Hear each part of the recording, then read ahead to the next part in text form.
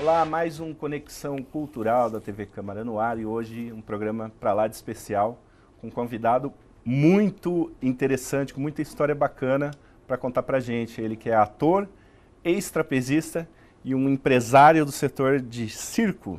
Posso te identificar assim, Marcos Frota? Um apaixonado pelo circo. Um apaixonado pelo circo. Um amante do picadeiro. Seja bem-vindo. Eu gostaria que você falasse um pouco o que você está fazendo aqui em Campinas. Bom, Campinas é a minha cidade. Eu recebi o título de cidadão de campineiro, então eu me sinto completamente em casa cada vez que venho para cá. Aqui desenvolvi minha carreira de teatro, aqui lancei meu circo, aqui ocupei os espaços nobres dessa cidade. Aqui eu implantei o projeto da Universidade do Circo, que hoje está consolidado na cidade do Rio de Janeiro. Então eu me sinto realmente muito à vontade. Vamos lançar o nosso espetáculo, vamos estrear a temporada de 2015 na minha querida cidade de Campinas, um lugar mágico que é ali no Parque Dom Pedro. Em que momento da sua carreira que você se apaixonou pelo circo? Na novela Cambalacho. Isso foi em 85. Que você fez o papel de um trapezista? Eu fiz o papel de um trapezista. A partir dali, eu fui convidado pelo Antônio Luiz Jardim para fazer parte da trupe do Circo Espacial, que foi o tema do cenário do enredo da novela Cambalacho. Lá para cá eu nunca mais deixei o circo. Só aqui em Campinas, eu me lembro aqui em Campinas a gente fez o Domingão do Faustão ao vivo, com o circo aberto, com o trapézio e as cartas do caminhão do Faustão e tal. Então eu tenho com essa cidade uma relação próxima, íntima e até espiritual.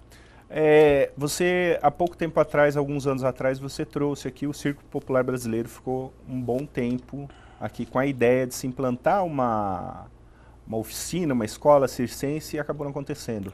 A Petrobras é a mantenedora do programa da primeira Universidade Livre do Circo.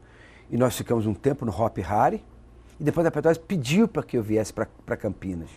E ficamos ali dentro do Parque do Taquaral, não no Arauto da Paz, dentro do Parque do Taquaral, para entender o que significava, em parceria com a prefeitura, na época, a implantação de um programa de arte e educação, de formação artística, com foco no picadeiro. Ficamos no ano de 2009 aqui. Estreamos no aniversário de Campinas e ficamos até a temporada de Natal. Foi uma pena que o projeto não caminhou. Eu já tinha o apoio da Replan, a refinaria aqui de Paulínia. Saímos daqui em janeiro, fomos fazer o aniversário de 50 anos de Brasília, porque a Petrobras nos levou, e a partir depois do dia 21 de abril, nós fomos para o Rio de Janeiro, onde estreamos em julho com um programa da Universidade do Circo, assinado pela Petrobras, dentro de uma área chamada Desenvolvimento e Cidadania, que hoje atende na cidade do Rio de Janeiro 850 jovens, gratuitamente, para que possam, então, entender o exercício da sua cidadania através da arte. Um programa que me enche de orgulho, me enche de satisfação. Eu acho que é a forma que eu tive de retribuir tudo aquilo que o circo me proporcionou. Criar uma escola de circo capaz de formar uma nova geração de artistas circenses. E agora você pretende retomar se fixar, tentar alguma coisa para se fixar em Campinas? Campinas é uma cidade emblemática para a atividade circense, porque ela é a principal cidade do interior de São Paulo, com uma proximidade muito grande com a capital hoje, com duas grandes vias, que é a Bandeirantes e que é a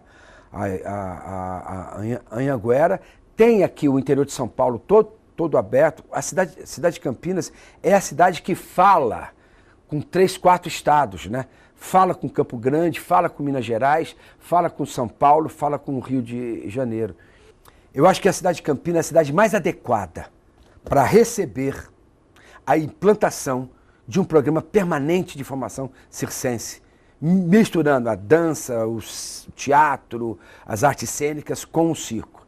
A cidade pede isso, é uma cidade universitária, com vocação universitária, tem Paulínia, que ainda é um grande ponto de interrogação, mas tem tudo para se transformar num polo de entretenimento, de lazer, e tem o campo de cinema, né, o campus, e tem o Teatro Fantástico que foi feito lá.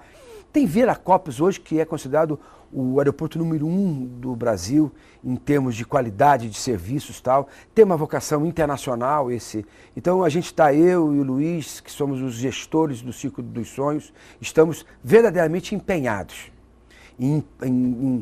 com a Câmara de Vereadores, com a Prefeitura, descobrir um local para que possamos implantar aqui o programa da grande Universidade Livre do Circo, que está consolidado na cidade do Rio de Janeiro. Agora voltando para o universo da TV, a última novela foi em 2010. Eu fiz uma participação na novela Tititi, da Maria Adelaide Amaral, com a Cláudia Raia, que aliás é de Campinas, e estou morrendo de saudade. O Raul Cortez, o grande Raul Cortez, que falava assim: quem está dentro está louco para sair, quem está fora está louco para entrar. Eu estou naquela fase de louco para entrar. Estou com saudade do estúdio, dos colegas, sabe? Da relação com o público acompanha a criação de um personagem, né? São 4 elementos que decidem o destino de um personagem numa novela. Quem escreve, claro, quem dirige, claro, quem interpreta e o público. O público interfere diretamente. Tanto é, por exemplo, agora nessa novela que está aí agora, Babilônia, o público está discutindo abertamente determinadas questões que estão sendo propostas pela novela, e a novela está sendo transformada em função disso. Então essa dinâmica, essa química, dá para o artista um prazer imenso, sabe? Não é só a popularidade, a questão do sucesso, da visibilidade, é o fazimento mesmo. É a maneira de você estar envolvido com a história de um personagem durante 8, 9, 10 meses. Eu estou com muita saudade, acho que a minha equipe do Circo já está pronta para levar o projeto aí de uma maneira mais solta, e me permite eu voltar para fazer teatro, voltar para fazer televisão. Nesse período de 2010 para cá, você se dedicou mais ao circo, ao teatro? Eu fiz cinema, fiz 2 filmes, né, a Irmã Dulce e o Grande Circo Místico agora, com o Cacá Diegues, e me dediquei à implantação de um programa com características de arte pública, né, que é a Unicirco, lá na Quinta da Boa Vista, na cidade do Rio de Janeiro. A Quinta da Boa Vista é como se fosse o Taquaral lá, é como se fosse o Parque do Ibirapuera de São Paulo. A Quinta da Boa Vista é o lugar onde a família de Dom João VI foi morar, onde Dom Pedro I casou com Dona Maria Leopoldina, que veio da Áustria. Na Quinta da Boa Vista nasceram Dom Pedro II, Princesa Isabel e Dona Maria, que depois foi a rainha de Portugal. Foi na Quinta da Boa Vista que se assinou a primeira Constituição brasileira, a Lei Áurea, a independência do Brasil. É lá que foi criado o primeiro zoológico, é lá que tem o grande museu imperial, e é lá que está instalado o programa da Universidade do Circo. Foi o meu grande desafio, assim, né? Imagino. Transformar o amor que eu sinto pelo circo num programa de formação permanente, né? De atendimento ao público de uma forma gratuita, com assinatura da Petrobras. Isso tudo me exigiu, sabe, tempo, dedicação, né? Eu escolhi Campinas, em São Paulo, para a implantação de um núcleo da Universidade do Circo. O pontapé inicial é definir o espaço, é definir o terreno, para que a tenda seja montada e o programa então seja lançado. Legal. Marcos, a gente vai para um rápido intervalo e a gente volta, a gente continua falando de circo, de televisão, de teatro, de cinema, em 2 minutinhos.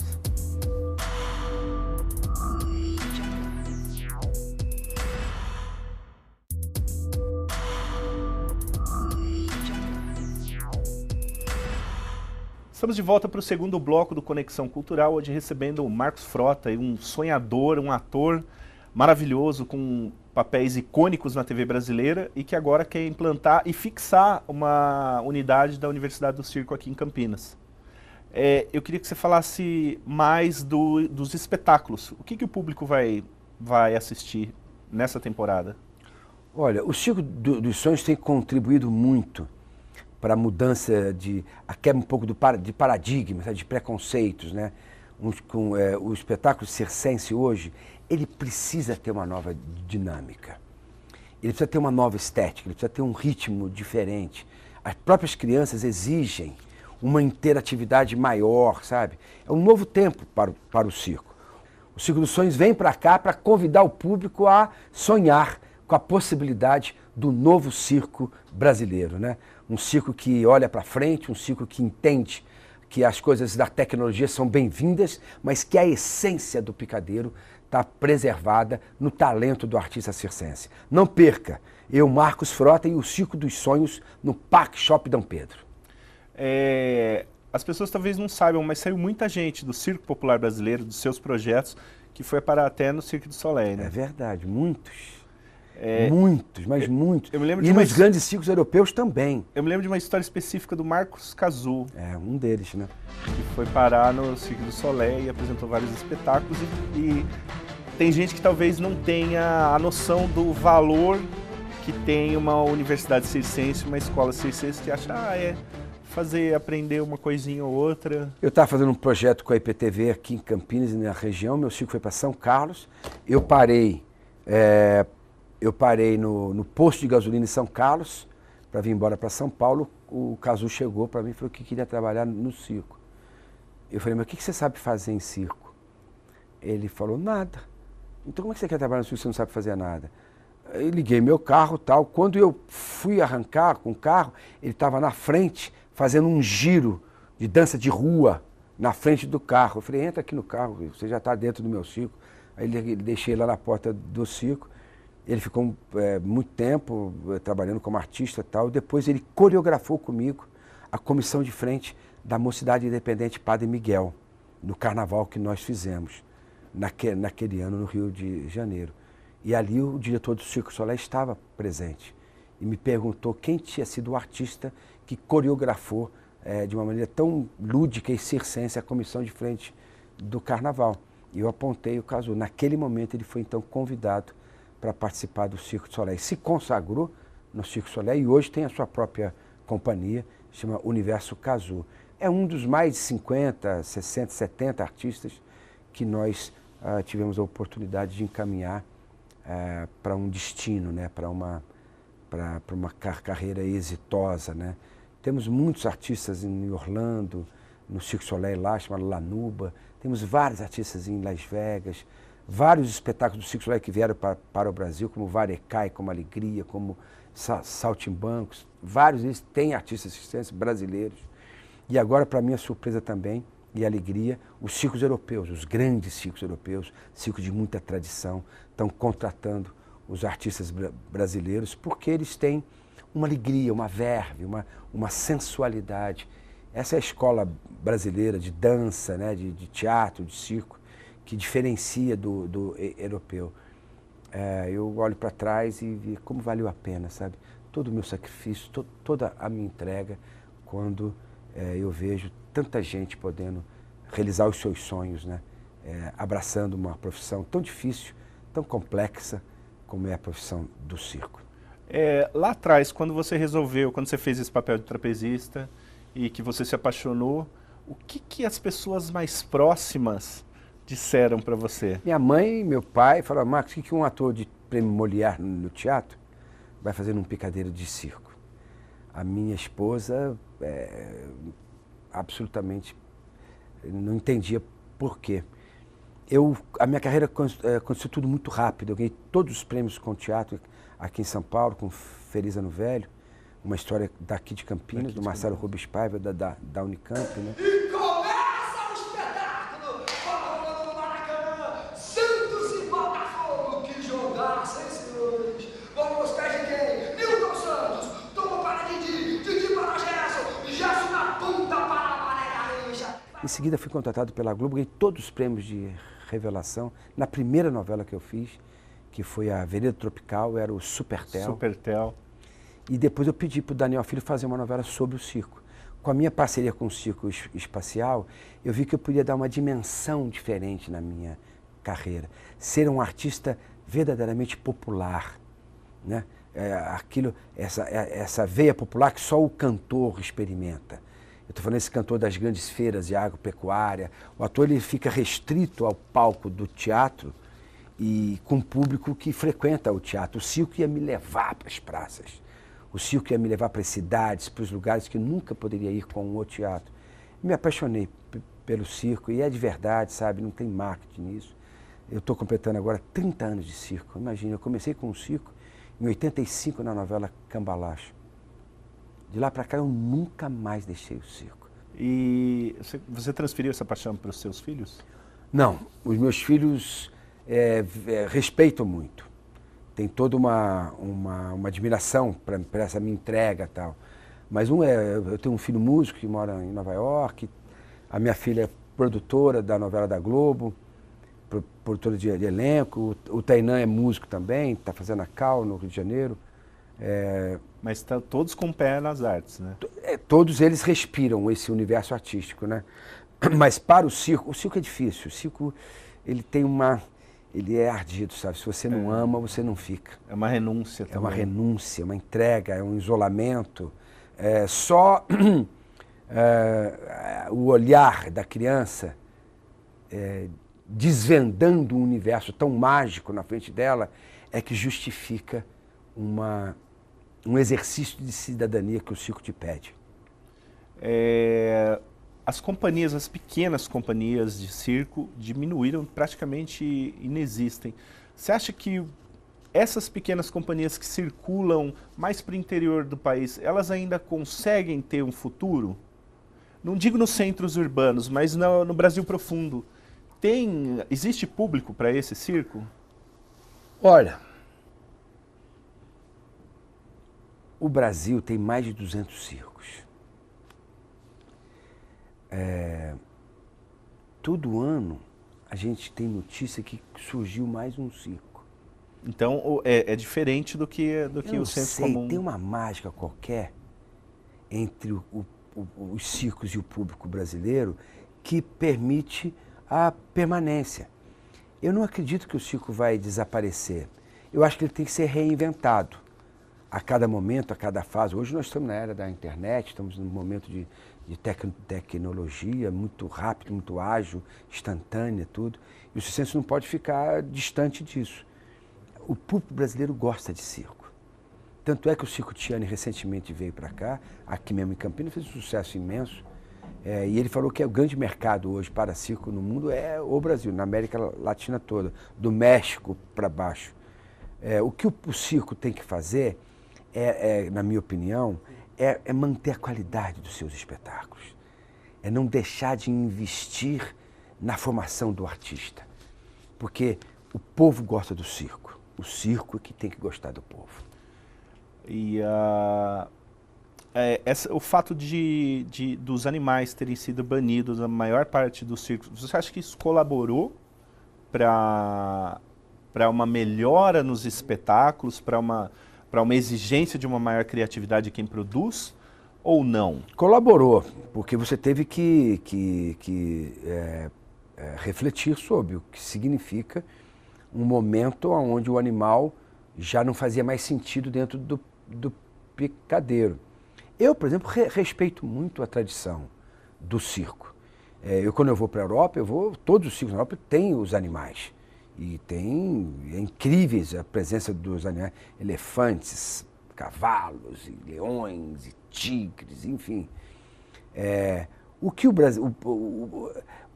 brasileiro precisa entender é que nós vivemos num país tropical, com uma temperatura alta, sabe? Então, a permanência do animal dentro do picadeiro exigia uma infraestrutura que, de repente, o circo deixou de poder manter o animal com cuidado, com uma alimentação saudável, com a presença de veterinário, com os órgãos de fiscalização pública presente para poder acompanhar e a segurança toda, entendeu? Então, houve um momento realmente que Campinas pulou na frente e decretou uma lei de que estava proibido os animais no picadeiro. A partir daí, o picadeiro teve que ser reinventado, com o elemento dança. Saiu o animal, entrou a dança. Então, se criou as acrobacias coreografadas. Então, a trilha sonora e o movimento de dança servindo à arte do picadeiro. O artista teve que se também ter se preparado para uma nova etapa. E aí então surgiu esse novo circo brasileiro, que é o musical circense. Hoje a gente já faz circos com música ao vivo, com orquestra, com banda. Eu mesmo fiz um espetáculo ano passado chamado Unicirco Rock Show, que era uma banda de rock tocando para um espetáculo circense. Eu acho que as novas gerações, os filhos de gente de circo, que são influenciados por outras tendências, vão acabar descobrindo uma maneira de contar a história circense, justificando a ausência do animal no picadeiro. É bem-vindo esse novo desafio.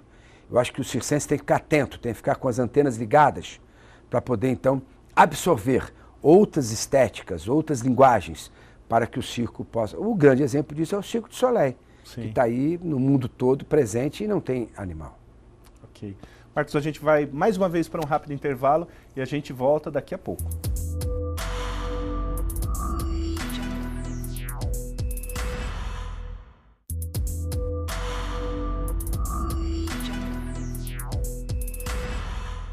Estamos de volta para o terceiro e último bloco do Conexão Cultural, hoje recebendo o Marcos Frota.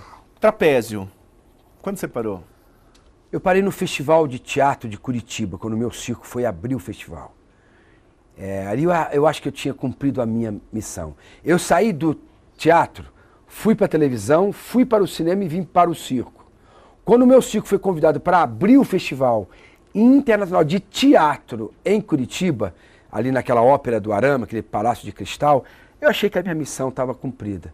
Então foi ali, aí eu estava casado com a Carolina Dickmann na época, a Carolina ia ter o Davi, imagine que o Davi tem 16 anos hoje. Então foi ali, eu encerrei a minha carreira de trapezista. Exige muito preparo físico, né? Exige treinamento, né? O trapezista tem que treinar todos os dias, cara. E aí eu virei um mestre de cerimônias do espetáculo. Apareço de uma maneira surpreendente para o público, né? Sempre que participo dos meus espetáculos, eu procuro dar uma dimensão histórica e cidadã da minha atuação no circo. Claro que eu tenho um texto pronto, claro que eu tenho uma maneira de me relacionar com o público, mas ela é sempre muito carregada de um sentimento de cidadania e um despertar de espiritualidade. Você também é um militante muito presente dos direitos humanos, né? Como que você enxerga o atual momento que o Brasil atravessa, com problemas de greve de professor, com um problema, com um caos político que está um pouco de cima a baixo, né, da esfera federal, estadual e municipal em todo o país. Eu queria que você falasse um pouquinho a respeito disso, como que você se posiciona. Eu acho o Brasil a reserva natural, criativa, humana e espiritual do planeta Terra. Passa por solo brasileiro a definição dos novos caminhos da humanidade. Nenhum país tem a dimensão que nós temos, o encontro de raças, a força espiritual. O Brasil é uma grande árvore que a casca vai ter que sair para que isso possa crescer ainda mais, dar mais frutos ainda. A grande pergunta que se faz hoje é como a juventude brasileira vai se posicionar. Eu acho que chegou um momento crucial da renovação da mentalidade política brasileira. Já há 3, 4, 5 décadas que nós temos uma geração de políticos, para o bem e para o mal, conduzindo o destino da nossa nação. Isso tem que ser renovado. Nós cometemos um grande equívoco, que é transformar a atividade política numa atividade criminosa. Não é verdade. Temos grandes e bons políticos brasileiros. A nossa tradição é de gente muito boa. Se a mídia contribui para uma deturpação da atividade política, você afasta uma nova geração de gente inteligente, com sabedoria, com espiritualidade, com caráter, para ocupar os postos. Nós temos que revelar novos líderes políticos, em todos os níveis, numa Câmara de Vereadores, na gestão dos governos estaduais, das prefeituras, mas principalmente em Brasília. Brasília é uma cidade forrada de cristal, gente. Brasília não é à toa que a capital brasileira foi escolhida para ser naquele lugar. Precisa tirar esse preconceito sobre um lugar tão luminoso como é a cidade de Brasília. Precisamos povoar a Câmara dos Deputados Federais com gente bacana, com gente alegre, com gente saudável, com gente que possa realmente entender a responsabilidade que é conduzir o Brasil nesse novo tempo, nessa era de aquário, nesse terceiro milênio.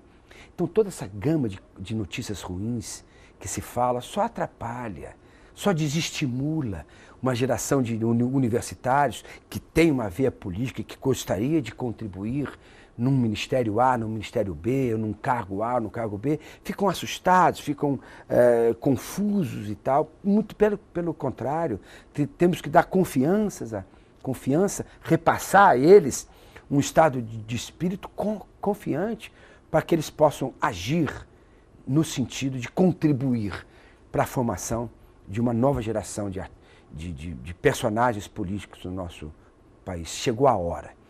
Não se assustem com isso tudo.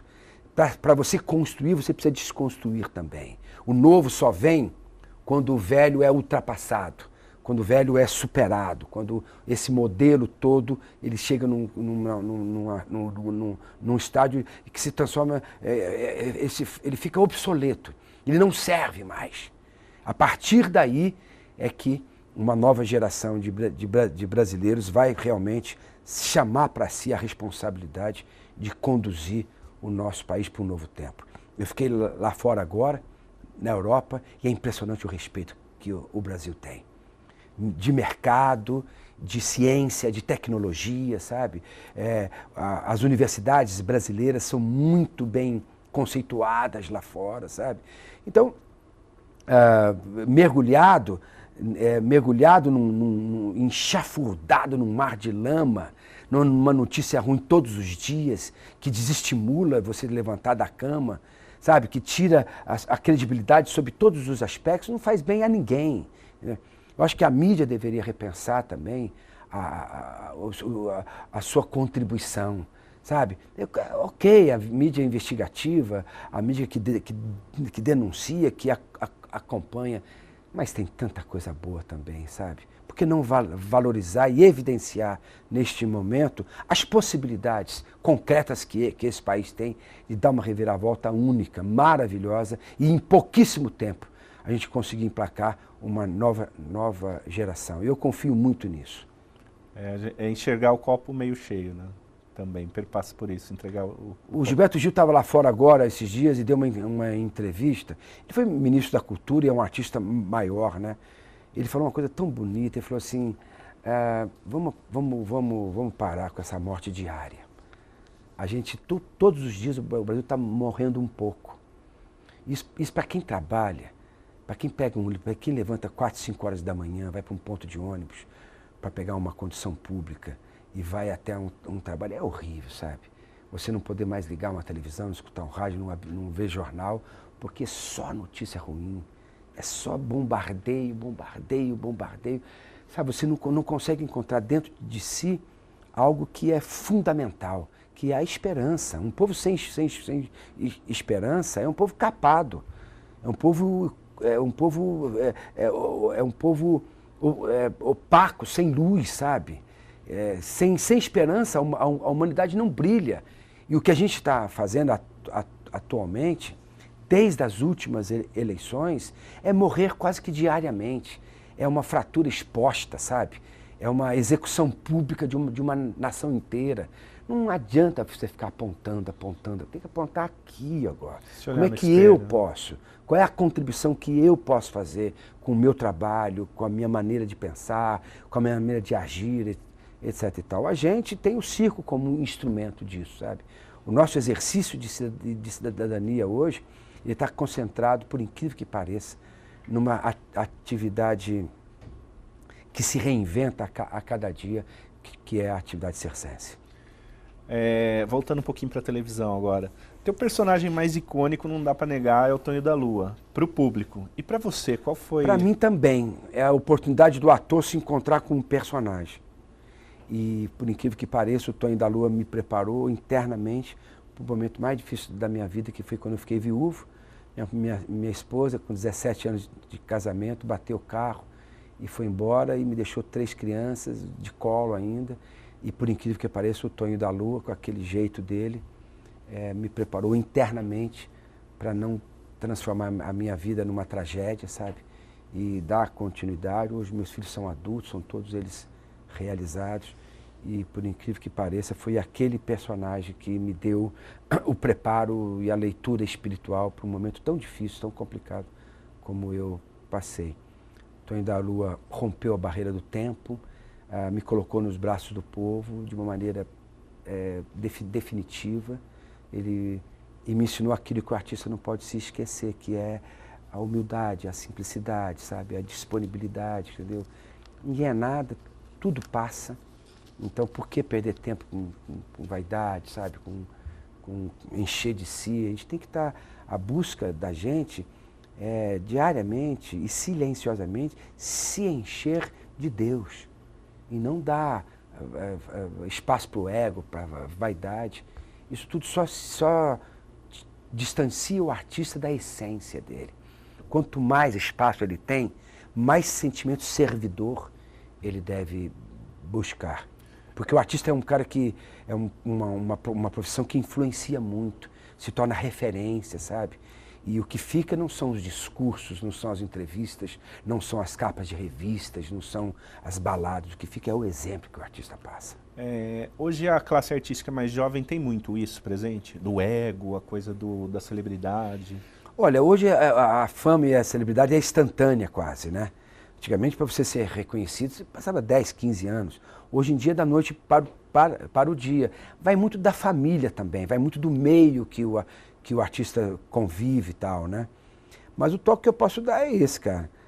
O artista que perde tempo com a vaidade desperdiça aquilo que ele tem de melhor, que é investigar sua profissão, o seu ofício, no sentido de aprimorar, né?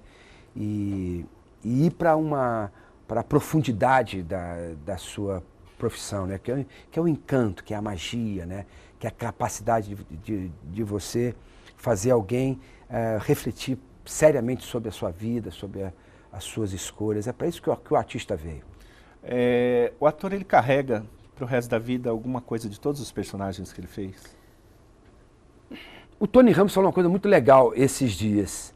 Ele falou que quanto mais sucesso o personagem dele faz, mais ele não acredita que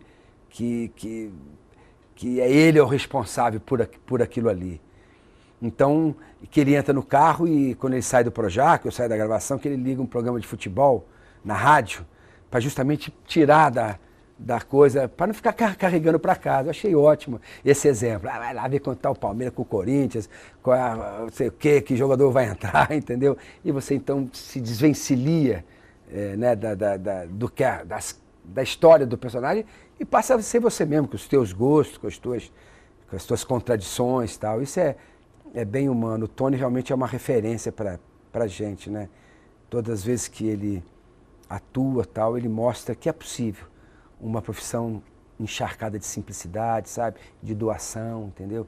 Uma profissão ausente do ego, da vaidade, né? O Tony é um ator brasileiro que dignifica a arte, né? E isso ele repassa em todos os personagens dele. Nunca vi o Tony dando muita importância para o personagem que ele está fazendo, nem pelo sucesso que ele está fazendo. E nem por essa coisa, ele não é um deslumbrado, Não, nunca foi, né? Nós temos grandes atores. Fagundes é um monstro. Nossa, que ator é o Antônio Fagundes, cara. Acabei de fazer com ele agora o Grande Circo Místico lá na Europa. E como ele chega pronto para o set de gravação. O Cacá Diegues comparou o Antônio Fagundes ao Marlon Brando, naquele filme Apocalipse Now, que o Marlon Brando chega para fazer uma cena só e chega pronto. O Fagundes é um ator estudioso, sabe? É um homem de cultura, um homem que pega um universo qualquer e traz de baixo para cima, entendeu? Aprofunda cada frase, tem autoridade naquilo que diz. Que grande ator é o Antônio Fagundes. Agora, para a gente finalizar, voltando um pouco para o teu circo, deixar um convite para o Parque Shop Dom Pedro, 4, 6 e 9 horas. 4, 6 e 8 horas da noite. Sábados, domingos e feriados. E durante a semana, todo dia, às 8 horas da noite. Ali no Parque Shopping Dom Pedro. Sabe aquele gramado que tem, lindo, que tem lá atrás? Pois é ali que está armado o meu circo. O Circo dos Sonhos. Você de Campinas que está nos acompanhando agora e de toda a região, não perca essa oportunidade. O Circo dos Sonhos tem contribuído para a própria reinvenção do picadeiro no nosso país. Confere. Circo dos Sonhos no Parque Shopping Dom Pedro. Obrigado. Marcos, muitíssimo obrigado. Eu que agradeço. Fica aqui o convite e a gente espera que o circo, que permaneça alguma coisa aqui da Universidade do Circo. Eu estou muito esperançoso. Eu vou plantar uma semente para que a gente consiga um espaço para poder fixar, então, um projeto de arte e educação com foco no picadeiro. Muitíssimo obrigado. E a gente fica por aqui. Tchau e até o próximo programa.